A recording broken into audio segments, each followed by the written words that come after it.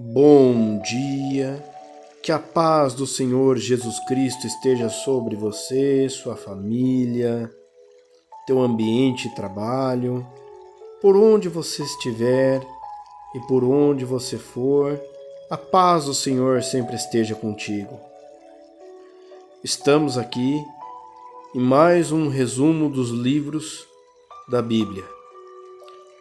Peço a todos, por favor, que se inscrevam no canal, porque estarei orando diariamente pela vida de cada inscrito. Ative as notificações na aba Todas para receber as minhas orações diárias, meus vídeos informativos e históricos. Deixa seu like para que o YouTube entenda que é um bom conteúdo e divulgue o canal.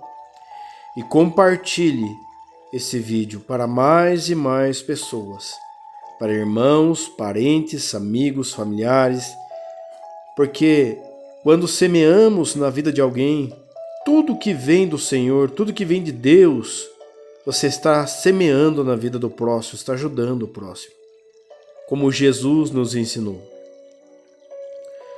Vamos então, mais um resumo, uma visão geral dos livros da Bíblia. Que Deus te abençoe, te guarde e te ampare.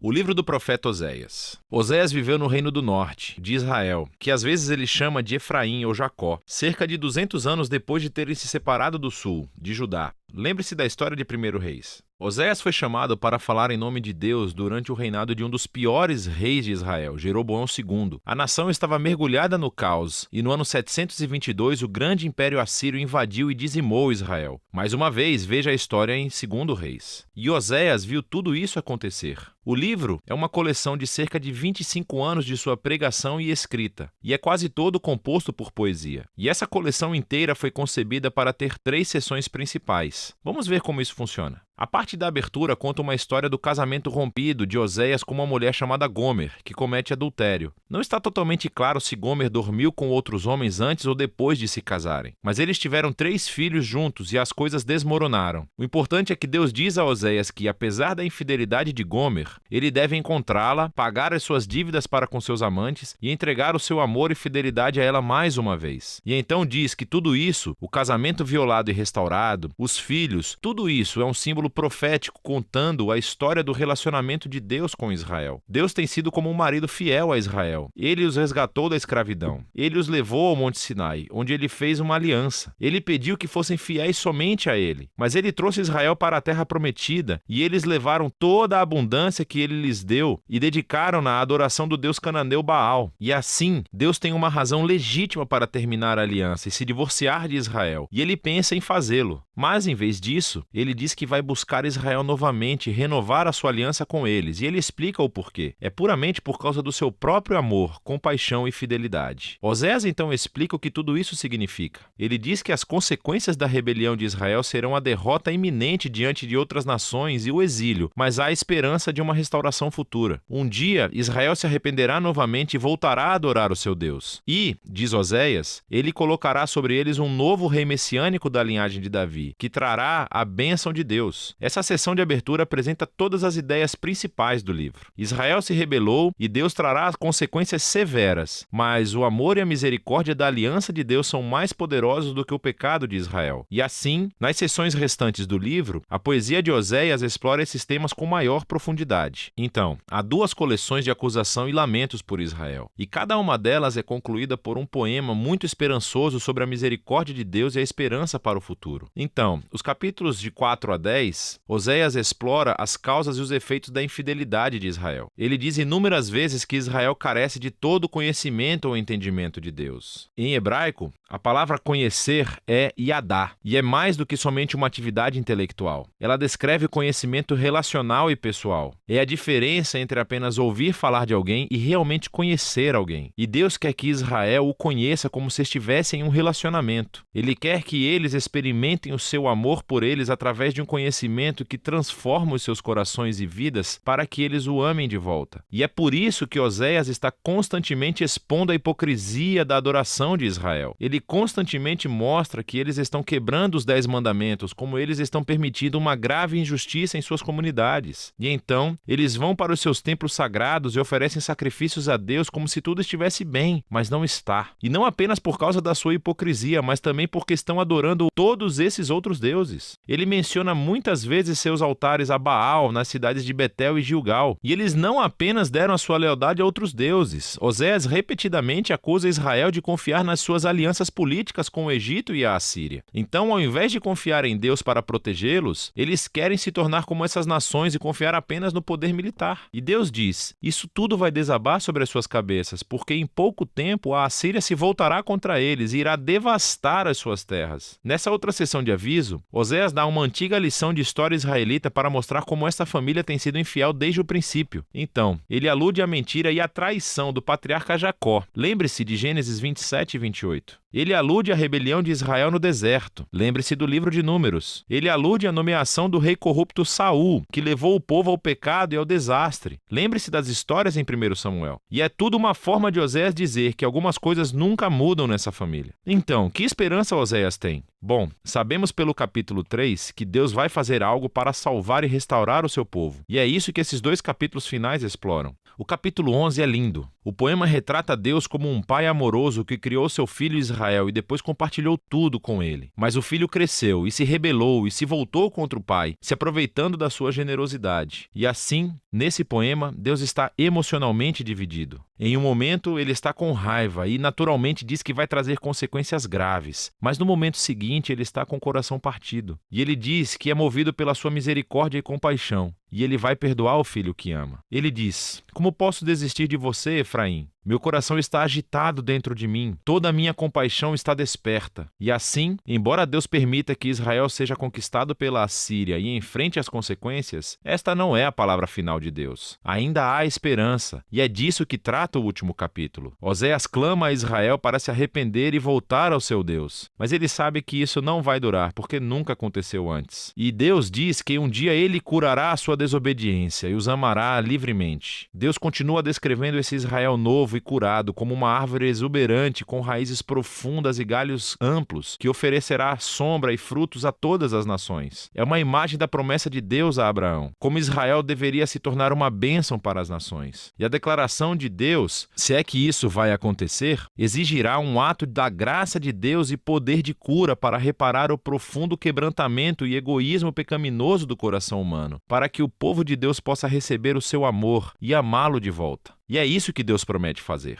Agora, depois que esse poema termina, encontramos as últimas palavras do livro. Elas são como uma nota em anexo. Provavelmente são do autor que coletou a poesia de Oséias e agora quer falar com você, leitor, por um segundo. E ele diz: quem é sábio e perspicaz para entender tudo isso? Em outras palavras, os poemas de Oséias. Os caminhos do Senhor estão certos. Os justos caminham nele, mas os rebeldes tropeçam. Assim, o autor quer que você saiba que a antiga poesia de Oséias ao norte de Israel não está trancada no passado. Ela revela verdades profundas sobre o caráter e os propósitos de Deus e sobre a natureza humana. E embora Deus deva trazer e traz a sua justiça ao mal humano, o seu objetivo final, o seu coração, é curar e salvar o seu povo. E é disso que se trata o livro de Oséias.